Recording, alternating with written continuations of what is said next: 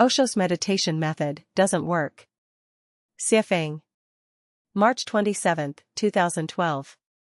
Translation edited by Jiejing. Without a doubt, Osho is a great enlightener of thought. His ideas are like a bomb, shattering the mental cages that have confined us for centuries, allowing us to see beyond those confines. Osho is a liberator. He frees our minds, enabling us to face facts with greater clarity and reason, no longer confused or deceived, thus freeing our thoughts. However, Osho does not understand the principles and mysteries of life, nor does he comprehend what time and space are. Therefore, he can only enlighten people but not guide. He knows where the problems lie but does not know the ways and methods to solve them. None of the methods he advocates are ultimate or final. If someone follows his methods completely, it will inevitably be futile. Osho's meditation methods are just scratching the surface and indulging in unrealistic fantasies. Despite there being thousands of groups practicing meditation according to Osho's methods with claimed good results, in my view, it's a form of ostrich psychology, self-deception, and deceiving others.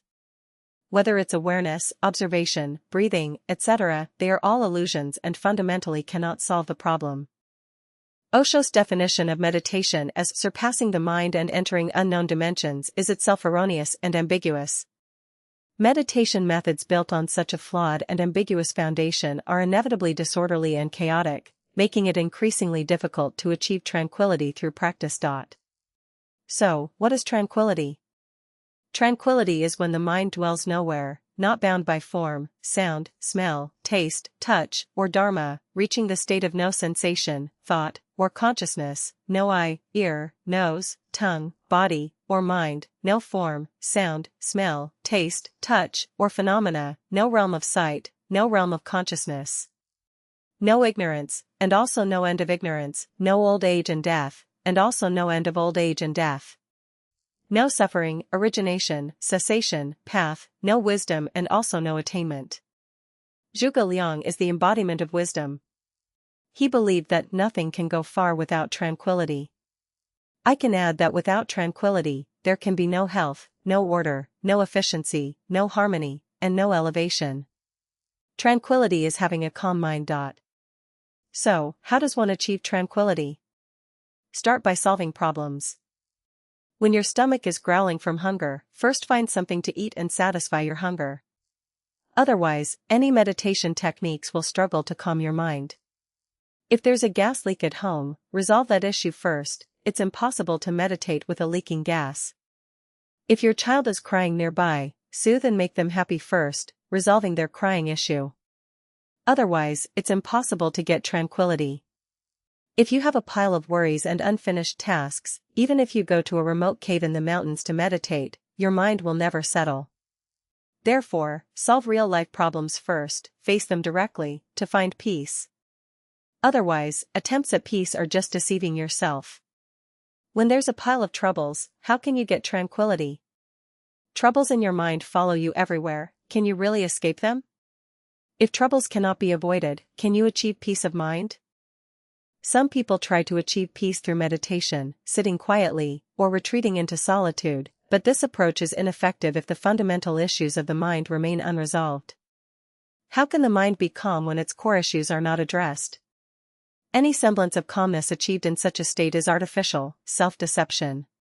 Injecting oneself with morphine or heroin may induce temporary tranquility, but once the effects wear off, the mind remains tangled and disturbed. Therefore, the essence of tranquility lies in having a mind free from worries, when the mind dwells nowhere, free from afflictions, attachments, concerns, sorrow, and fear. Even in the midst of activity, the mind can remain tranquil. Without addressing the fundamental issues of life such as sustenance, shelter, health, aging, sickness, and death, all attempts at achieving tranquility are merely scratching the surface. Of course, there is also a more profound method of achieving tranquility, which is to attain a state of no mind. Laozi teaches, favor and disgrace are like alarming dangers, wealth and status are like great calamities. What does it mean that favor and disgrace are like alarming dangers? Favor is degrading, one is alarmed at gaining it, alarmed at losing it. This is what is meant by favor and disgrace are like alarming dangers. What does it mean that wealth and status are like great calamities? Why do I have such great calamities? Because I have a self. If I no longer had a self, what calamities would I have? The reason there are great calamities is because there is a self. If there were no self, what calamities could there be? Tranquility arises because there is a mind. If there were no mind, where would the need for tranquility come from? So, how can one achieve a state of no mind?